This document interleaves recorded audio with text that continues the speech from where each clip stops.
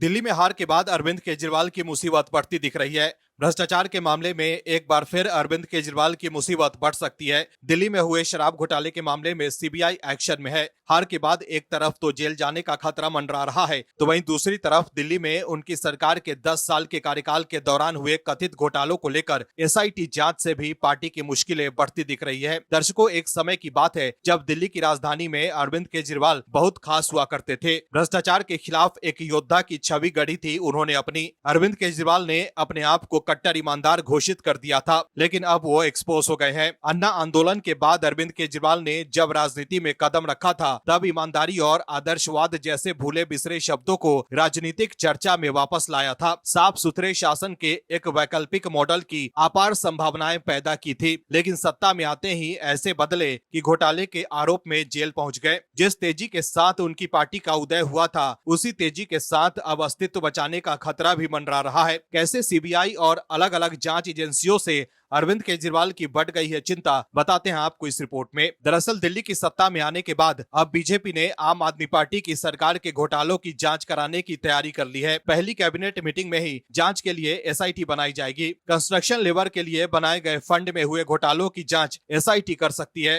करीब 600 से 700 करोड़ रुपए के घोटाले का अंदेशा है। दिल्ली की सत्ता में आम आदमी पार्टी 11 सालों तक रही। आपकी सरकार पर भ्रष्टाचार के कई आरोप लगे। बीते दिन ही दिल्ली बीजेपी अध्यक्ष वीरेंद्र सचदेवा ने आपके सभी घोटालों की जांच कराने की बात कही थी। ऐसे में दिल्ली बीजेपी सरकार अपनी पहली कैबिनेट बैठक में आपके घोटालों की जांच कराने के लिए एसआईटी बनाने वाली है। इस दौरान कंस्ट्रक्शन लेबर के लिए बनाए गए फंड में हुए घोटालों की जांच हो सकती है। आरोप ये लगे हैं कि फर्जी कंस्ट्रक्शन लेबर बनाकर आम आदमी पार्टी के कार्यकर्ताओं को फायदा पहुंचाया गया था। इस संबंध में दिल्ली सरकार के पूर्व लेबर कमिश्नर ने एसीबी को भी शिकायत की थी। 600 से 700 करोड़ रुपए के घोटाले का अंदेशा लगाया गया है। वहीं बीजेपी के नेताओं का कहना है कि अरविंद केजरीवाल जल्द ही तिहाड़ जाने वाले हैं। पीएम मोदी ने भी कहा था कि जो लूटा है उसे लौटाना होगा। वहीं शराब घोटाले मामले में अरविंद केजरीवाल और मनीष सिसोदिया के खिलाफ सीबीआई ने जल्दी मुकदमा चलाने को कदम बढ़ा दिए हैं। अब दिल्ली में आम आदमी पार्टी के सरकार के कार्यकाल के दौरान हुए घोटालों की जांच तो एसआईटी करने ही वाली है, साथ ही सीबीआई ने भी शराब घोटाले मामले में शिकंजा कस दिया है। ऐसे में आम आदमी पार्टी को एक साथ कई फ्रंट पर चुनौती मिलने वाली है। दिल्ली शराब घोटाले मामले में जमानत पर चल रहे अरविंद केजरीवाल और मनीष सिसोदिया के खिलाफ जांच एजेंसी सीबीआई ने मुकदमा जल्दी चालू करने की अर्जी अदालत को दी है। सीबीआई की एक विशेष अदालत ने सिसोदिया और केजरीवाल के वकीलों से कहा है कि वो मुकदमे के कागजों की जांच जल्दी पूरी कर ले, ताकि जल्द से जल्द मुकदमा चालू किया जा सके। अदालत ने ये बात 3 फरवरी 2025 को कही। इससे पहले सीबीआई ने कहा था